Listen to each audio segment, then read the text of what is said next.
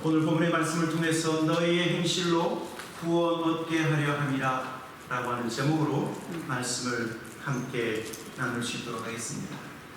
우리가 흔히 5월 가정의 달에 듣는 하나님의 말씀처럼 생각하지만 실은 오늘 본문의 말씀은 저와 여러분의 영적인 신분, 너희를 택하신 족속이요 왕같은 제사장이요 거룩한 나라요 하나님의 소유된 백성이라고 하는 영적인 신분에 걸맞는 우리의 가정, 왕같은 제사장에 걸맞는 남편의 모습은 어떤 모습이고 아내의 모습은 어떤 모습인가에 대한 말씀이에요. 여러분, 가정은 하나님이 창조하셨죠? 하나님이 창조하신 가정 안에서 남편과 아내 그리고 부모와 자녀, 이런 관계로 우리가 가정 안에 살고 있는데, 실은 이 가정은요 저와 여러분의 참 모습이 그대로 드러나는 곳이 가정입니다. 밖에서는 사람들이 나를 어떻게 볼까 하면서 조심해요, 그렇죠? 그리고 싫은 말도 별로 안 하고 다른 사람이 날 어떻게 볼까 예민하게 반응하면서 자기 삶을 잘 조심하다가도 집 안에만 들어가면 어떻습니까? 아주 편하죠? 그래서 실은 가정에서 남편이 아내의 모습을 가장 잘할 수 있고 아내는 남편의 모습을 가장 잘할 수 있고, 여러분도 그거 아세요? 한번 언젠가 여러분들이 여러분의 자녀들에게 한번 물어보십시오. 얘들아, 나는 그 크리스찬 같으냐? 너희들 보기에 나 좀 어떠냐? 좀 물어보세요. 부모라고 다 존경받는 줄 아세요? 꼭 이걸 물어보세요. 야, 나 크리스찬 같냐? 나 예수 믿는 집사 같으냐? 권사 같으냐? 장로 같으냐? 목사 같으냐? 한번 물어보세요. 그러면 누구보다도 우리의 자녀들이 여러분들을 잘 알고 있기 때문에 엄마는 다른 사람에게는 어떤지 모르지만 빵점짜리야. 그러면 난리 나니까. 이런 말 들어야죠. 엄마, 아빠, 엄마는 정말 크리스천 같아. 아빠는 정말 크리스천 같아. 아빠는 정말 집사님 같아. 장로님 같아. 권사님 같아. 여러분, 이런 말을 들어야 돼요. 어디에서요? 가정 안에서. 여러분, 가정 안에서 우리의 본 모습이 다 드러나는 것은, 왜냐하면 가정 안에서 우리의 마음이 편하기 때문에. 다른 곳에서는 내 마음과 내 속을 감추지만 가정 안에서는 사랑받고 그리고 사랑을 주는 가정 안에서는 내가 편하기 때문에 나의 본 모습이 다 드러나요. 그런데 저와 여러분의 모습이 다 드러날 때 거기에서부터 변화를 시작해요.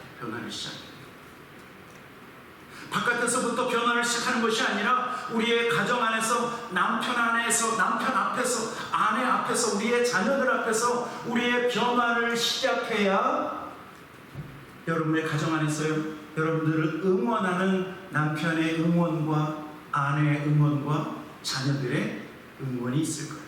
여러분, 우리 옛말에 이런 말이 있습니다. 안에서 새는 바가지, 그 다음에 뭐죠? 바깥에서도 샌다.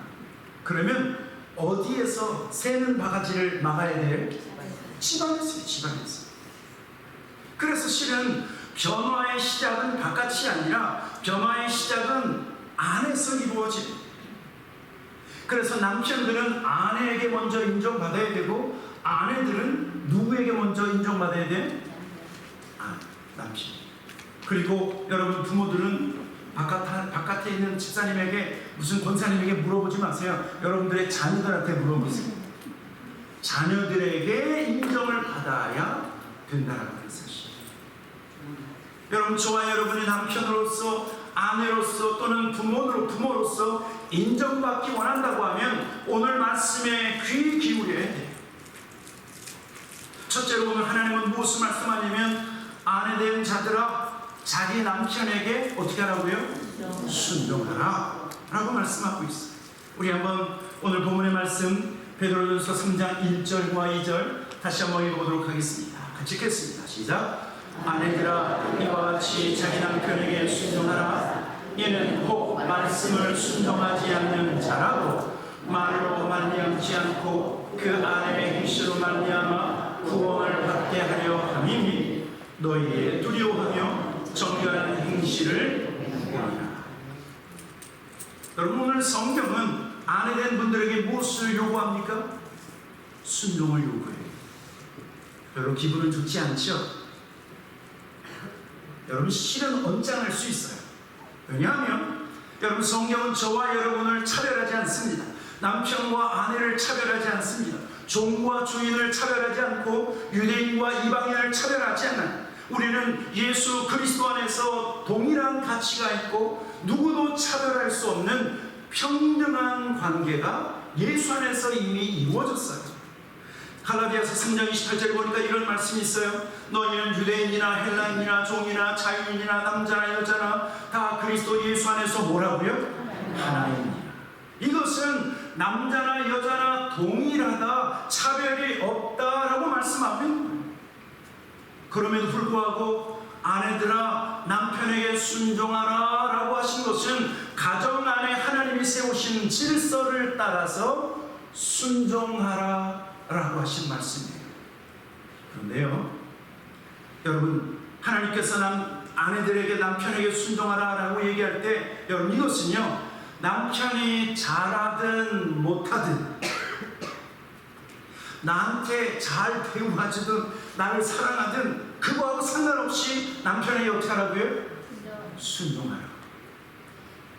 우리 가끔 보면 상대방이 하는 대로 해주는 때가 참 많이 있어요. 남편이 나에게 잘해주면 내가 잘해주고, 남편이 나에게 잘못해서 미우면 밥도 안 차려주고 그럴 때가 있어요. 그러나 오늘 성경에서 아내들아 이와 같이 자기 남편에게 순종하라 라고 했을 때 unconditional, 컨디션과 상관없이 순종하라 라고 말씀합니다.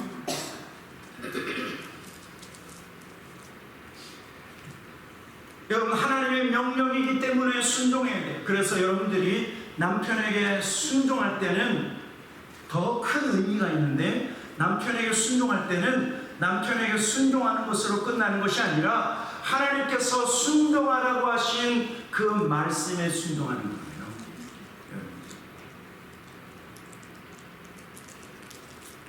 이럴 때 남편들이 이런 말 하면 안 돼요. 성경에서 남편에게 순종하라고 했으니까 순종하시오 라고 하면 안 돼요. 이것은 하나님의 말씀입니다. 하나님이 아내들에게 주신 말씀이에요. 여러분들이 순종하면 하나님의 말씀 앞에 순종한 것이기 때문에 순종하라. 그런데 이 순종에는 더 큰 의미가 있어요. 어떤 의미가 있냐면 아내의 순종으로 말미암아 남편을 변화시키고 아내의 순종으로 말미암아 남편이 구원받게 된다라고 말씀하고 있는 거예요. 1절을 가만히 보세요. 아내들아 이와 같이 자기 남편에게 순종하라. 그 다음에 뭐죠? 얘는 혹 말씀을 순종하지 않는 자. 이 말은 뭐냐면 남편이 예수 믿지 않는다는 거예요. 남편이 하나님을 모르는 자라 할지라도 말로 말미암지 않고 그 아내의 행실로, 순종하는 행실로 말미암아 구원을 받게 하려 합니다. 여러분, 사도 베드로가 이 편지를 썼을 때 그 시대는 아주 극도로 방종하는 시대였어요. 부패한 시대, 도덕적이지 않은 그런 시대, 남자들은 물론 여자들도 성적으로 방종한 삶을 살았던 시대, 사람들은 순결의 개념이 없었고 순종의 개념이 없었던 그 시대에 왕같은 제사장의 아내들이, 예수 그리스도를 주라고 고백하는 아내들이 하나님의 말씀에 순종해서 남편에게 순종하는 그 모습, 남편에게 순종할 뿐만 아니라 세상과 구별된 삶을 살고 도덕적으로 순결한 삶을 남편 앞에서 보여줄 때 남편의 마음이 변화의 역사가 일어나고 남편이 아내의 모습을 보고 하나님이 어떤 분이신지, 예수 그리스도가 누구인지 구원받는 놀라운 역사가 일어난다라고 얘기하고 있어요. 여러분, 만약 저와 여러분이 입으로만 크리스찬이라고 하면 여러분, 이것은 상당히 문제가 있습니다. 여러분들도 아마 경험해 보셨겠죠? 삶은 변화되지 않고 태도는 변화되지 않고 예수에 대해서 얘기하고 성경의 진리에 대해서 얘기하면 사람들은 그것은 진리로 받아들이지 않고 잔소리로 생각해요. 잔소리. 여러분, 그런데 이런 말이 있습니다. 우리의 행위는, 우리의 삶과 우리의 태도는 우리가 말하는 것보다 더 크게 말한다. 여러분의 목소리가 더 클 것 같죠? 여러분, 저와 여러분의 목소리보다 더 크게 말하는 것이 우리의 태도라고요. 태도라고. 우리의 순결한 삶, 거룩한 삶, 우리가 순종하는 삶을 살면 예수 믿으십시오라고 외치는 그 목소리보다 더 크게 외치는 것이 아내가 남편에게 순종하며 하나님의 말씀에 복종하는 삶을 사는 것을 보일 때 남편이 그것을 본다니 다른 사람들이 그것을 본다라고 말씀하고 있어요. 사람들이 귀를 막고 듣지 않으려고 할 때 우리가 보일 수 있는 가정을 향한, 남편을 향한, 아내를 향한, 그리고 세상을 향한 가장 위대한 메시지가 뭐냐면 태도예요. 행동이에요. 행동. 그래서요, 우리는 하나님은 사랑이시다라고 하는 것을 말로 말하기 전에 가난한 사람들을 불쌍히 여기고 고아와 과부를 섬기며 사랑을 실천하면 여러분, 그것은 하나님은 사랑이시다라고 말로 외치는 것보다 더 크게 세상을 향해서 외치는 메시지가 된다는 말이죠. 저와 여러분의 삶과 우리의 태도가 남편의 구원을 받고 자녀들이 예수 그리스도를 아는 기회가 된다라고 하는 사실을 깨닫고 순종하며 거룩한 삶을 사는 저와 여러분 되길 주님의 이름으로 축원합니다. 아내 되신 여러분들, 남편에게 순종해서 남편이 변화되어지고 하나님을 아는 역사가 이루어지기를 다시 한번 주님의 이름으로 간절히 축원합니다. 말이 아니라 행위로 예수 그리스도를 증거하라고 말씀하고 있습니다. 그래서 오늘 두 번째는 뭐라고 말씀하고 있냐면, 아내 되신 분들의 아름다움을 외적인 아름다움이 아니라 내면, 속사람, 마음을 아름답게 단장하라, 그렇게 말씀하고 있어요. 여러분, 그것이 3절부터 6절까지 말씀이에요. 3절 보니까 너희의 단장한 머리를 꾸미고 금을 차고 아름다운 옷을 입은 외모로 하지 말고 오직 마음에 숨은 사람을 온유하고 안정한 심령에 썩지 아니할 것으로 하라. 이는 하나님 앞에 값진 것이니라. 5절 6절 같이 한번 읽도록 하겠습니다. 시작. 전에 하나님께 소망을 두었던 거룩한 부녀들도 이와 같이 자기 남편에게 순종함으로 자기를 단장하였나니 사라가 아브라함을 주라 칭하여 순종한 것 같이 너희는 성을 행하고 아무 두려운 일에도 놀라지 아니하면 그의 딸이 된 것입니다. 아멘. 여러분, 저는 개인적으로 저와 여러분 모두가 자기를 아름답게 꾸미는 하나님의 사람들이 되기를 원합니다. 아름답게 꾸며야 돼요. 심리학자들에 의하면요, 여러분들이 자기를 꾸밀 때 어떻게 하죠? 화장도 좀 하고, 좀 한국에 보니까 남자분들도 화장하시더라고요. 장로님들도 화장하실 수 있습니다. 요즘은 연예인들만 화장하는 시대가 아니에요. 그래서 한국에 가면 아마 남자 화장품도 많이 있을걸요. 놀라운 것은 심리학자들에 의하면 우리가 거울 앞에서 자기를 예쁘게 화장하고 목걸이를 하고 립스틱을 예쁘게 하고 그 다음에 오늘 주일날 예배드리기 위해서 아름다운 옷을 입고 거울을 쳐다보면 우리의 뇌는요, 뭐라고 얘기하냐면, 아, 나 괜찮네, 나 멋있네. 우리의 뇌가 나를 그렇게 인정한대요. 여러분, 얼마나 좋아요? 옛날 집에서 몸빼바지나 입고 그냥 정리하니라고 그냥 털털하게만 입고 거울 보면 내가 좀 그런데 주일날 아침 같은 경우에는 예쁘게 단장하고 거울을 보면 이런 생각이 든다는 거예요. 나 아직 괜찮아. 그런 생각이 든대. 여러분, 이것이 뇌 과학자들이 말하고 있는 거예요. 여러분, 젊은 사람만 화장하는 것이 아니라 나이 드셨을 때 그래서 화장해야 돼요. 아직 괜찮기 때문에 예쁘게 어떻게 해야 돼요? 자기를 단장하고 화장해야 돼요. 그런데 더 중요한 아름다움이 있어요. 왕같은 제사장인 저와 여러분은 외적인 아름다움으로만 단장하는 것이 아니라 오늘 성경은 무엇이냐면 더 중요한 아름다움이 있다. 그것은 내면의 아름다움이요, 우리 속사람의 아름다움이요, 우리의 마음의 아름다움이다 라고 말합니다. 여러분, 내면의 아름다움이 왜 더 중요한 줄 아세요? 저와 여러분의 마음을 아름답게 꾸미면 그 아름다움은 영원하다는 거예요.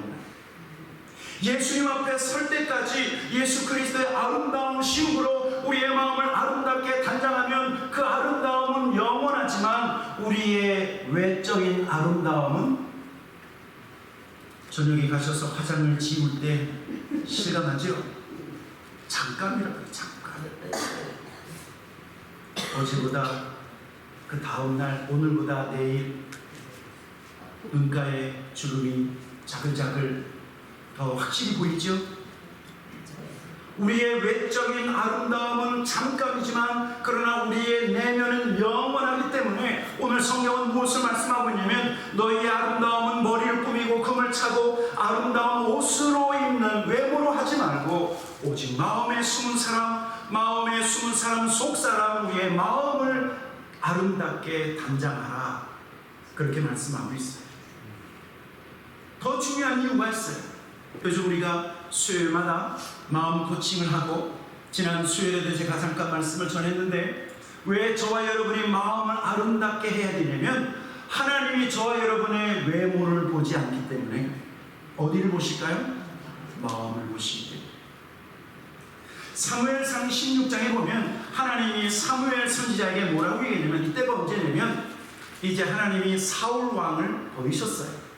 이제 다시 이스라엘의 왕을 세워야 되는데 사무엘은 이새라고 하는 집안의 자녀 가운데 어떤 사람이 그 다음 차기 왕이 될까라고 했는데 그래서 맏아들을 보고 괜찮은 덩치와 외모가 멋있는 그 아들 보면서 혹시 하나님 이 사람이 사울 왕을 이을 그 다음 왕입니까? 라고 할 때 하나님 말씀하신 거예요. 자, 사무엘상 16장 7절 우리 한번 이 말씀 큰 목소리로 같이 한번 읽어보도록 하겠습니다. 시작. 여호와께서 사무엘에게 이르시되 그의 용모와 키를 보지 말라. 내가 이미 그를 보려노라. 내가 보는 것은 사람과 같지 아니하니 사람은 외모를 보거니와 나 여호와는 중심을 보느니라 하시더라. 하나님 어디 보신다고요? 여러분의 아름다운 눈이나 여러분의 오뚝선 코를 보는 것이 아니라 여러분의 깨끗한 마음과 정결한 마음과 하나님의 마음에 합한 그 마음을 하나님은 보신다. 여러분, 그래서 오늘 성경은 두 가지로 우리의 마음을 아름답게 가꾸라 라고 말씀하고 있어요. 첫째가 무엇이냐면 온유한 마음이에요. 온유한 마음. 4절 후반절에 말하고 있죠. 4절 전반절이죠. 베드로전서 3장 4절에 보니까 오직 마음에 숨은 사람을 그 다음에 뭐예요? 온유하고 온유한 마음으로 자기의 마음을 단장하라. 여러분, 온유하다라고 하는 것은 무엇일까요? 온유하다라고 하는 것은요, 거칠지 않은 거예요. 온유하다라고 하는 것은 저와 여러분의 마음이 딱딱하지 않고 온유하다라고 하는 것은 우리의 마음이 날카로워서 무슨 말만 하면 톡톡 쏘는 공격적인 마음이 아니라 부드러운 마음을 얘기하는 부드러운 마음.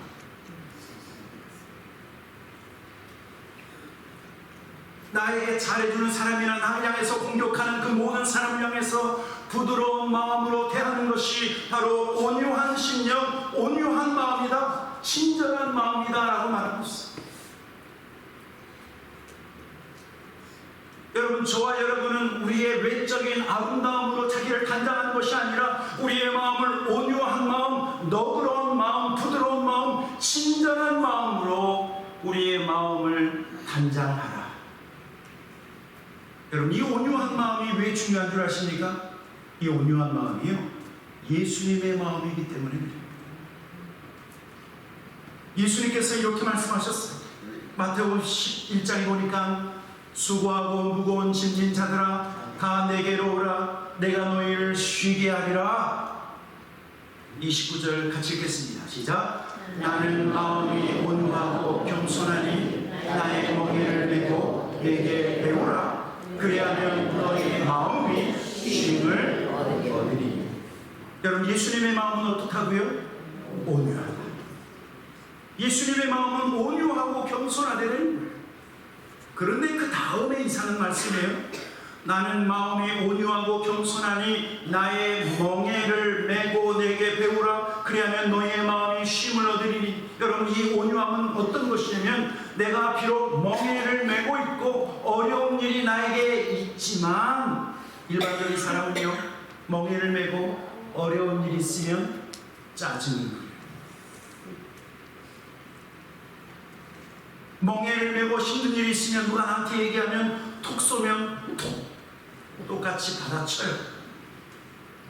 그런데 온유한 마음은 비록 멍에를 메고 있지만 그 마음은 부드럽다는 거예요. 멍에를 메고 있고 십자가를 지고 있지만 여전히 온유하고 친절하게 대하는 것. 여러분, 그러면 그의 마음에는 쉼이 있지만, 어려운 일이 있을 때 짜증 부리고 힘든 일이 있을 때 불친절하고 거칠고, 그러한 마음은 그 안에는 쉼이 없다. 쉼이 없다. 안정된 마음입니다. 그래서 우리 예수님은 죄인들을 대하시고 그들에게 가까이 가시고 친절하게 대하셨어요. 그들과 함께 식사하시며 온유한 심령으로 죄인들을, 그리고 그들에게 말씀으로 권면하시고 돌아오게 하셨죠. 저와 여러분의 마음은 온유한 마음으로 단장해야 된다. 예수님의 마음으로 우리의 마음이 변화되어져야 된다라고 말씀하고 있고, 두 번째가 뭐냐면 우리의 마음은 안정된 마음으로 단장하는 거예요.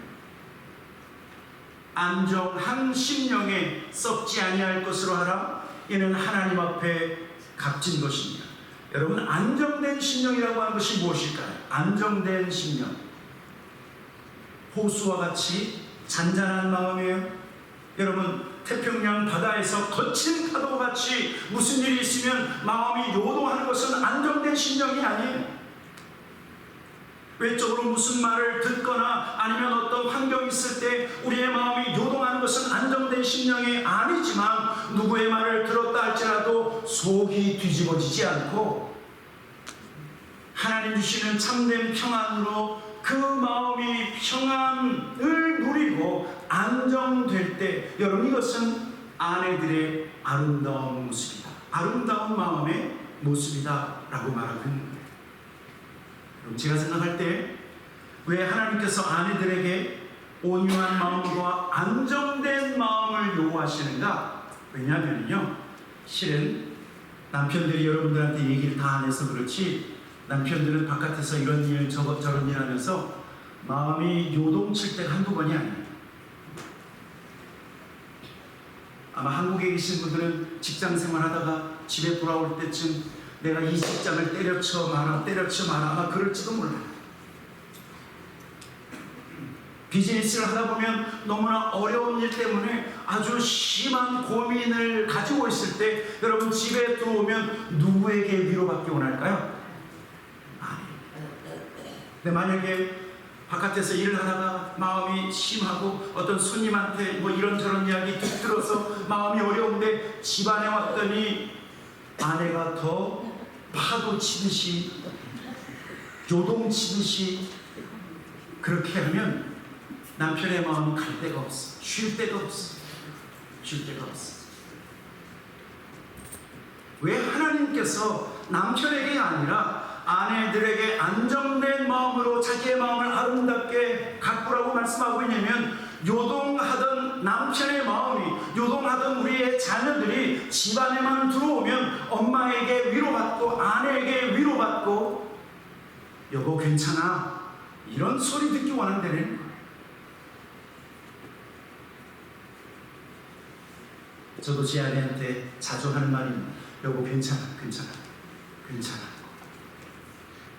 여러분, 이 한마디가 근심하는 마음, 염려하는 마음, 요동하는 마음을 어떻게 해요?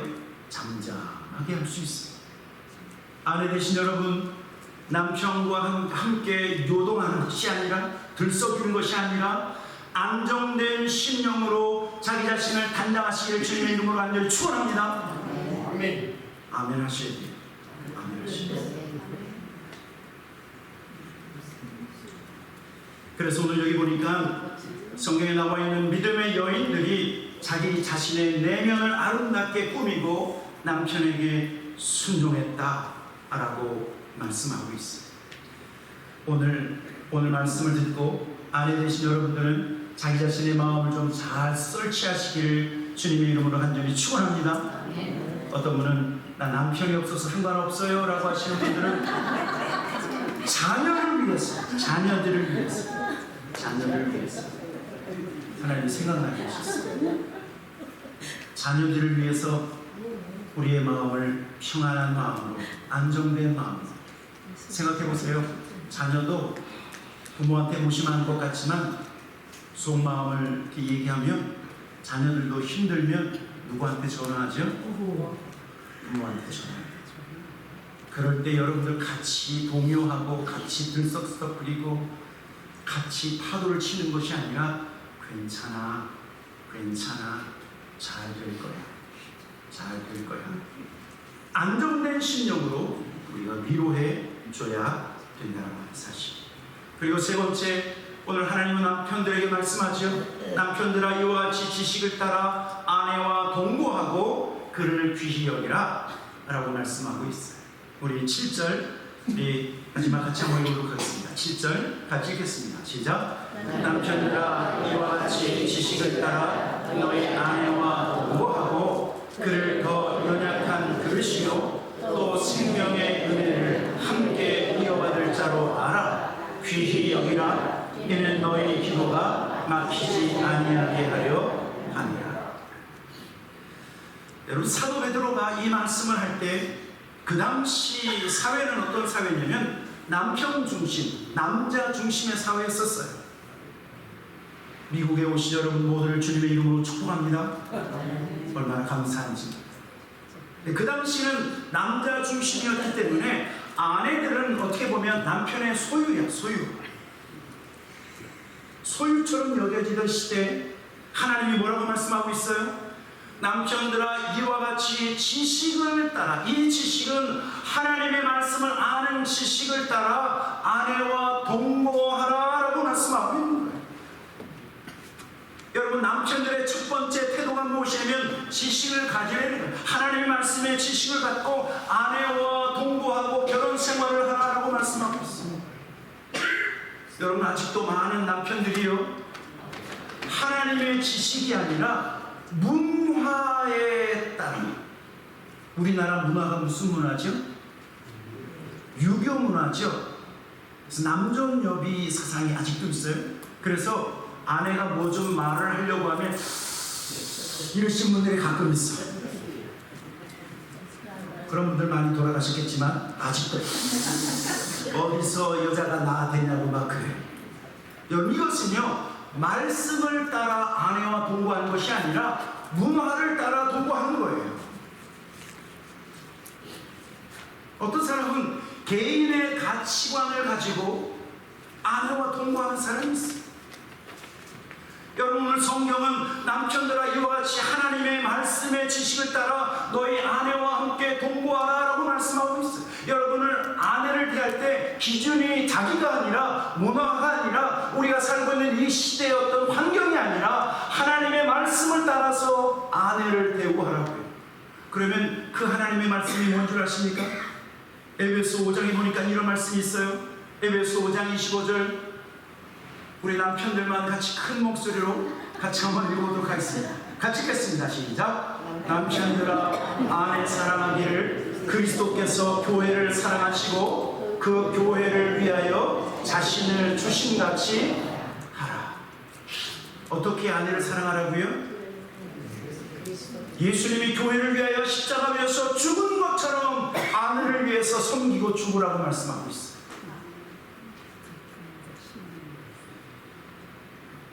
이 말이 여러분들에게 좀 도움이 될지 모르겠지만, 제가 제 아내와 결혼하고 한 6개월이 지난 후에 이제 수원에 있는 신학교에서 전도사 생활을 하게 됐어요.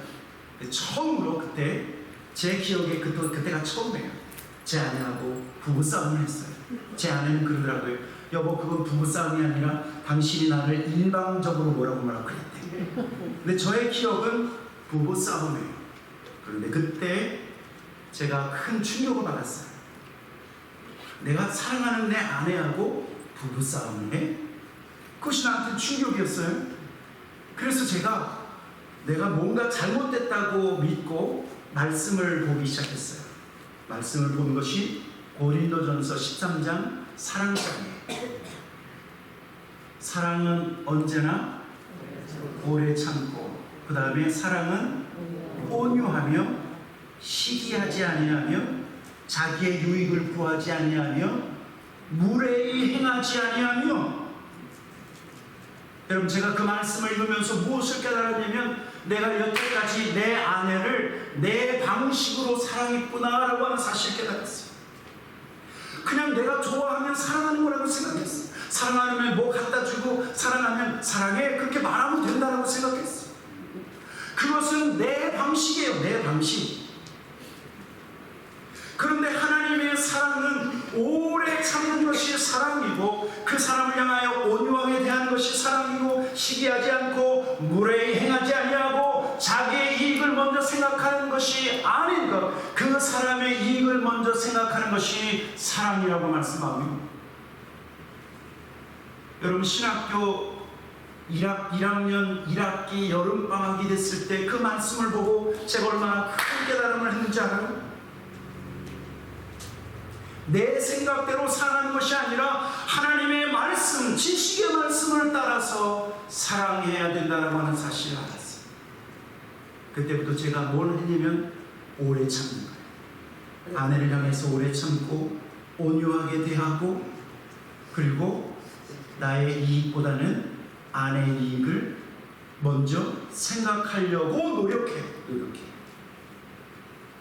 여러분, 이것이 남편들아 이와 같이 지식을 따라 너희 아내와 동거하라고 말하는 거예요. 개인의 가치관이나 아니면 우리 아버지가 그랬으니까 나도 그렇게 한다, 문화의 영향력과 가정의 영향력을 쫓아서 아내를 사랑하는 것이 아니라 말씀을 따라서 아내를 사랑하고 그와 함께 동거하라고 말씀하고.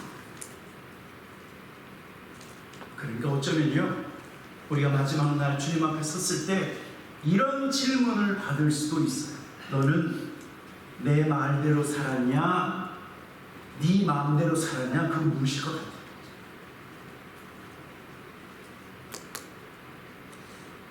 여러분, 신앙생활 10년, 20년, 30년, 40년, 50년, 60년을 해도 내 마음대로 신앙생활 할 수 있지만 말씀대로 신앙생활 할 수 있어요. 뭐가 잘하는 거예요? 말씀대로 신앙생활 해야 잘하는 신앙생활. 자기 기분, 기분에 따라서 그런 것이 아니라 지식을 따라, 하나님의 말씀을 따라 살아갈 때, 여러분, 그것이 온전한 신앙생활입니다. 두 번째, 남편의 의무는 아내를 귀중히 여기라고 말씀하고 있어요. 왜냐하면 연약한 그릇이기 때문에. 여러분, 저와 여러분은 무쇠로 만들어진 것이 아니라 진흙으로 만들었기 때문에 남자나 여자나 다 깨어지기 쉬워요. 그런데 성경은 뭐냐면 아내는 더 연약한 그릇이기 때문에 무슨 말을 해도 아내는 더 큰 상처를 받을 수 있고, 무슨 사건을 당하면 아내는 더 실망할 수 있고, 더 쉽게 넘어질 수 있는 연약한 그릇이기 때문에 남편의 의무는 아내를 귀히 여기라. 왜요? 깨어지지 않기 위해서. 제가 얼마나 그 얘기하면서 사는 줄 아십니까? 제가 예전에는 말이 좀 셌거든요. 그래서 센 말 때문에 제 아내의 마음을 상하게 할 때가 한두 번이 아니었어요. 연약한 그릇이기 때문에 이제는 더 많이 조심하고 있어요. 연약한 그릇이기 때문에 쉽게 넘어질 수 있고 쉽게 마음이 동요될 수 있기에 아내를 귀중히 여기라. 그리고 성경에는 이런 말씀이 있죠. 아내를 사랑하는 것이 곧 누구를 사랑하는 것이다? 자기를 사랑하는 것이다 라고 말씀하고 있어요. 그리고 세 번째는 남편의 기도. 이 성도 왕같은 제사장의 남편의 기도가 막히지 않도록 아내를 온전히 사랑하라 라고 말씀하고 있어요. 7절 후반절에 말씀하고 있습니다. 또 생명의 은혜를 함께 이어받을 자로 하라. 귀히 여기라. 이는 너희의 기도가 막히지 아니하게 하려 합니다. 여러분 혹시 부부싸움 한 다음에 와 오늘은 기도가 잘 되네 그러시는 분 있어요? 나는 도저히 안 되던데. 네? 여러분 부부싸움하면 기도가 일단 안 나와. 여러분 그 말씀을 하고 있는 거예요. 내가 나의 아내를 온전히 사랑하지 않고 온전히 섬기지 않고 자기를 희생하지 않은 다음에 하나님 앞에서 온전한 모습을 하지 않고 우리가 하나님 앞에 주여 응답해 주시옵소서 그러면 막힌데 되는 거예요. 기도가 왜 막혀요? 죄 때문에 막히죠. 기도가 왜 막혀요? 내가 하나님 앞에서 온전하지 못하기 때문에 하나님께서 책망거리가 있기 때문에 기도가 막히는 거예요. 그런데 먼저는 아내와의 관계, 아내를 온전히 사랑하고 섬기면서 너희의 기도가 막히지 않게 하라 라고 말씀하고 있어요. 그래서 가끔 저는 그런 이야기를 들어요. 주일날 교회 나오면 은혜 받고 하나님 앞에 예배 드려야 되는데 꼭 이상하게 주일날 아침에는 아내하고 다투고 싸우고 속이 별로 안 좋은 상태로 올 때가 있대요. 여러분 그러면 제대로 은혜가 됩니까? 제대로 예배에 집중할 수 있습니까? 없죠. 여러분 지난 한 주간 누구하고 어떤 집사님하고 열심히 전화로 싸우다가 하나님 앞에 나와서 예배하고 찬양하면 하나님이 잘 받으실까요? 아니면 막힐까요? 막힐 수 있대요. 오늘 하나님이 남편들에게 이렇게 말씀합니다. 남편들아 이와 같이 지식을 따라 너희 아내와 동거하고 그를 더 연약한 그릇이요 또 생명의 은혜를 함께 이어받을 자로 알아. 귀히 여기라. 너희의 기도가 막히지 아니하게. 아내를 귀히 여기고 아내를 사랑하고 섬겨야 된다. 그래야 너희의 기도가 막히지 않는다 라고 말하고 있어요. 반대로 얘기하면 남편과 아내가 서로 사랑하고 남편은 아내를 귀히 여기면 그 사람의 기도는 어떻게 돼요? 막히지 않고 하나님이 응답하시는 역사가 있다라고 말씀하고 있는 것입니다. 오늘 왕같은 제사장 같은 아내와 그리고 왕같은 제사장 남편 된 여러분 가정 안에서 변화를 이루시기를 주님의 이름으로 간절히 축원합니다. 여러분이 한 가지 변화를 시작하면 여러분의 남편이나 아내가 그리고 우리의 자녀가 그 변화를 보고 먼저 기뻐할 거예요. 여러분이 변화하기로 작정하면 여러분의 가족은 여러분들을 응원할 거예요. 비꼬지 않을 거예요. 잘해보셔 그러지 않을 거예요. 여러분이 변화하기 시작하면 남편이 응원하고 아내가 응원하고 우리의 자녀들은 여러분의 변화된 모습으로 더욱 행복한 가정을 누리게 된다라고 하는 사실입니다. 저와 여러분의 변화의 시작이 가정 안에서부터 이루어지기를 주님의 이름으로 간절히 축원합니다. 아멘. 같이 기도하도록 하겠습니다. 우리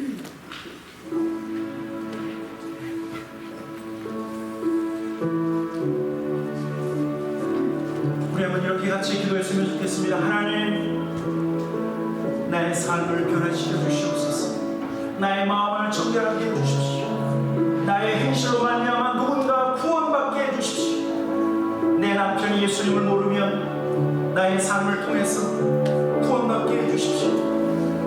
내 아내가 예수 잘 믿다가 떠나고 있다고 하면 나의 모습을 통해서 하나님 구원받게 해주십시오. 우리의 자녀들이 예전에는 열심히 신앙생활했는데 요즘은 그렇지 않다고 하면 내 탓입니다. 내 탓, 우리 탓이에요. 하나님, 날마다 나를 변화시켜 주셔서 우리의 자녀들도 하나님을 만나고 구원받는 역사가 있게 하시옵소서.